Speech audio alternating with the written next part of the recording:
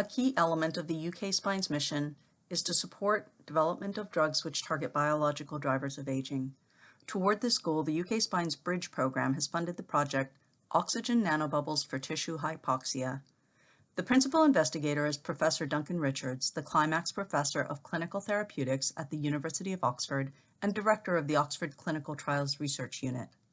Collaborators on this work are Eleanor Stride, Statutory Professor of Biomaterials at the Institute of Biomedical Engineering, Philippa Hulley, Associate Professor and University Lecturer in Musculoskeletal Sciences, Laura Coates, NIHR Clinician Scientist and Senior Clinical Research Fellow, and Helen Knowles, Senior Research Scientist, all of whom are at the University of Oxford.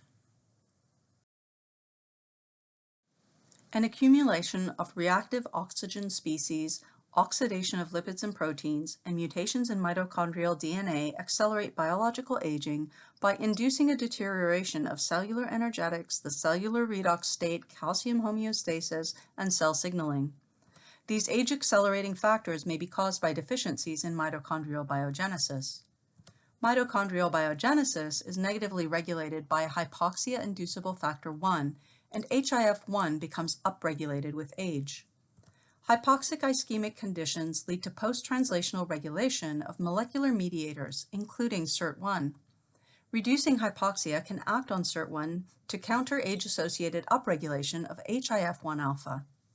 The diagram is from a 2019 Nature Experimental and Molecular Medicine Review article and depicts the age-associated reduction in SIRT1 activity, its impact on hypoxia-inducible factor 1 alpha, and hypoxia's role at the top of the cascade.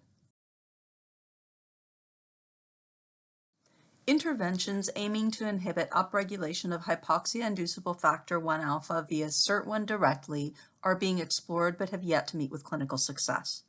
Modulating hypoxia itself offers an alternate approach to stabilizing age-associated increase in hypoxia-inducible factor 1 alpha activity. The research team have developed a novel mechanism for delivery of oxygen which would enable controlled modulation of hypoxia. Characterization of the biological impacts of this novel approach are important to guide development of this promising intervention. Parallel to this work, the research team leads an experimental medicine trial evaluating oxygen nanobubble therapy. In coordination with that trial, this work establishes both in vitro and in vivo effects of oxygen nanobubbles on HIF1 alpha activity levels, specifically by elucidating the cellular basis of response in an in vitro model and interrogating blood biomarkers in serum from human volunteers participating in the trial. The current study divides into two parts. First, HIF transcription is associated with inflammatory arthritis via impact on angiogenesis, cell trafficking, and matrix degradation. This pathology is thus hypoxia-dependent. An inflammatory arthritis joint model system offers a self-contained environment for studying potential interventional outcomes, and results will provide valuable insights relevant to other target systems. In this model, effects of oxygen nanobubbles on osteoclasts, fibroblasts, T and B cells, and endothelial cells will be measured to delineate the response of human primary cells. In the second half of the study, serum from volunteers receiving orally delivered nanobubbles will be evaluated for evidence of HIF pathway activation and markers of impact on downstream signaling pathways. Data characterizing the biological impacts of oxygen nanobubbles in a joint model will provide a springboard for extension to other model systems and support the route to clinic for hypoxic control therapies by providing important data describing the underlying biology. Biomarkers resulting from interrogation of trial samples will elucidate therapeutic effects in humans toward refinement of this new intervention.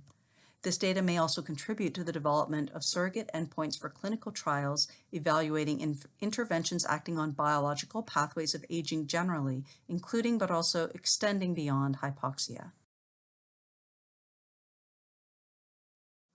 This project brings together biological science and experimental clinical trials to yield clinically important guidance for future drug discovery and delivery efforts. Data presentation and dissemination will leverage its potential for broader applicability. In particular, establishing robust biomarkers aligns with use of cellular phenotyping to direct a personalized medicine approach. Professor Stride has pioneered nanobubble technology for therapeutic interventions. drawing attention as a finalist in the prestigious 2020 Blavatnik Awards for Young Scientists for her work in this area, and opening doors to capturing the interest of a broader audience. A workshop will be offered at the conclusion of the project, linking the output from the biomarker discovery activities to potential clinical applications. The newly formed Oxford Centre for Clinical Therapeutics will host this workshop within a track of multidisciplinary workshops defining the vision for future medicines and drug development plans for novel interventions. Drug discovery targeting the biological drivers of aging is a multi-stakeholder effort aided by efficient knowledge and resource exchange. Professor Richards offers his thoughts on the question, how might the translation of this work be supported and accelerated by stakeholders not currently engaged in the project? Hypoxia is recognized as an important component of multiple aspects of aging. And whilst the response to hypoxia is initially adaptive, in many cases it becomes maladaptive over time. We are conducting some experiments using the joint as an exemplar to understand how a novel nanobubble intervention might allow us to improve the delivery of oxygen to relatively hypoxic parts of the body. This has been very challenging and multiple approaches have been taken to date, but so far without success. We're hoping that by mapping the response in individual cell types within the joint as an exemplar, we will gain a better understanding of those elements which are responsive to this intervention, and therefore to be able to map out how this might translate into a therapeutic benefit with further development. Because of the potential breadth of utility of this approach, we recognise that the joint is just a starting point, and we would hope that as we gain a better understanding of the biology here and the potential for therapeutic benefit, that this would allow other researchers with expertise in multiple other systems such as cancer, such as cardiovascular disease, to be able to take that information and take a translational approach to understanding how this type of intervention could be applicable in their disease state.